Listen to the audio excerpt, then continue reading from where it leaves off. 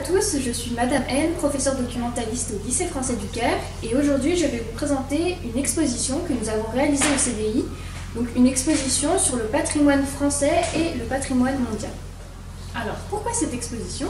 Eh bien parce que nous avons la chance d'accueillir en visioconférence Monsieur Stéphane Bern, qui est à l'initiative de la mission patrimoine, et de Monsieur Valérie Fréland, qui est directeur de l'ALIF, qui est l'Alliance internationale pour la protection du patrimoine dans les zones de conflit. Et donc à cette occasion, les élèves de terminale de spécialité Histoire Géo et Sciences Politiques auront l'occasion d'échanger avec nous. Nous remercions chaleureusement Madame Quéré et Monsieur Joubert qui sont à l'initiative de ce projet, ainsi que nos deux fondations qui nous ont envoyé tous ces visuels et donc qui nous ont permis de créer cette exposition. Cette action correspond tout à fait à la thématique de la Semaine des lycées français du monde, car sauver le patrimoine fait partie des défis de demain. Bonjour Stéphane Bern, merci de nous faire l'immense honneur d'accepter notre invitation pour parler du patrimoine. Au nom du lycée français du Caire, nous vous remercions très sincèrement. Vous êtes animateur de radio, de télévision, acteur et écrivain.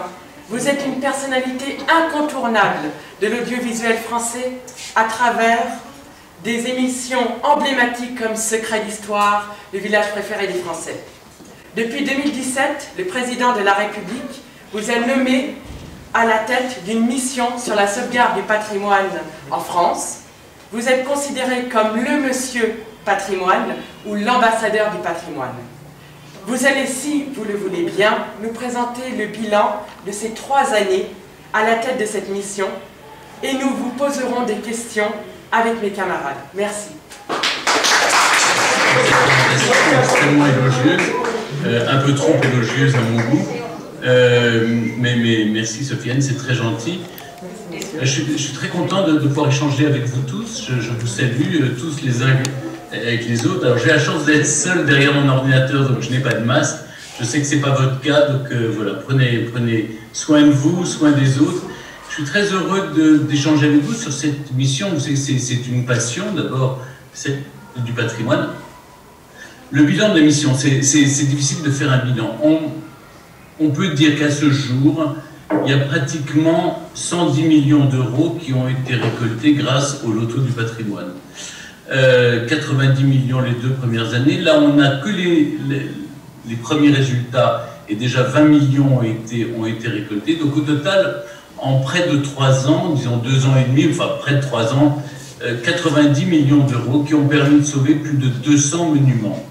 Et comme vous le savez, ces monuments se sont tous inscrits d'eux-mêmes. Enfin, il y a des femmes et des hommes derrière qui ont inscrit ces monuments. Mais ce n'est pas une décision qui vient de haut, vous comprenez, ça ne vient pas de l'État. Ce sont l'idée, au fond, c'était de dire le patrimoine, c'est l'affaire de tous. C'est l'affaire de tous les citoyens. On est tous collectivement et individuellement responsables et dépositaires de ce patrimoine. Et donc, ce patrimoine, on doit tous le prendre en charge. Voilà. Et donc, c'est à vous, chers citoyens français, voilà ce que j'ai dit aux gens, d'inscrire les monuments qui vous tiennent à cœur. Alors, ça peut être des monuments dont vous êtes les propriétaires, ça peut être des monuments dont vous êtes... les collectivités sont propriétaires. Vous savez que par exemple, toutes les églises appartiennent aux communes, vous avez des châteaux qui appartiennent à des associations. Enfin, ça peut être des associations, des communes, et puis ça peut être aussi de simples citoyens. Sauvegarder un monument sans lui assigner une nouvelle vocation n'a pas de sens.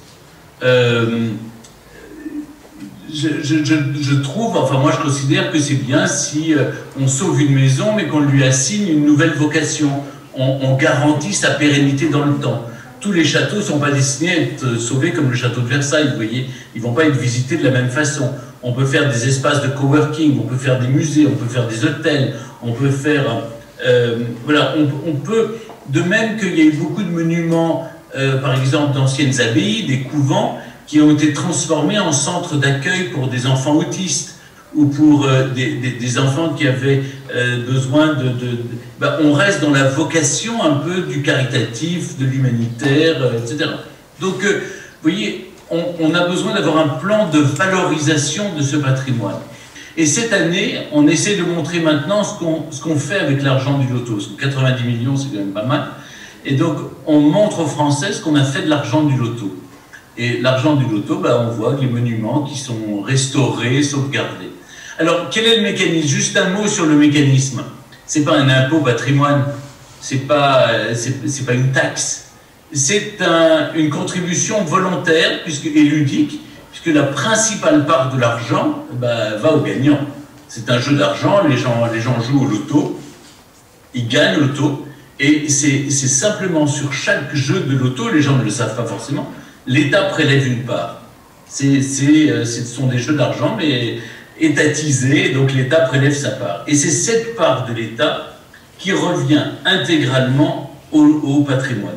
Alors au début, c'était qu'une part, c'était la part de l'État, mais en fait j'ai découvert au bout de la première année qu'il y avait des taxes en plus, et que l'État prenait de la TVA, enfin l'État c'est l'Europe qui prend de la TVA. Et donc j'ai négocié, je me suis battu avec le gouvernement, enfin plutôt contre, quand on se bat c'est plutôt contre, et j'ai bataillé, j'ai obtenu que toute la part de l'État, à l'euro près, soit restituée, rétribuée pour le patrimoine. Est-ce que vous savez que par exemple en France, il y a 35 000 artisans qui vivent de ces chantiers du patrimoine? On dit toujours, ah oui, vous vous intéressez qu'aux vieilles pierres, pas aux gens. Mais si, je m'intéresse aussi aux 35 000 personnes qui nourrissent des familles et qui, eux, n'ont pas du chômage partiel, à des aides d'État. Ce sont des gens qui font vivre leur famille avec des métiers d'art. Et ces métiers d'art, c'est des métiers qui disparaîtraient s'il n'y avait pas ces chantiers du patrimoine.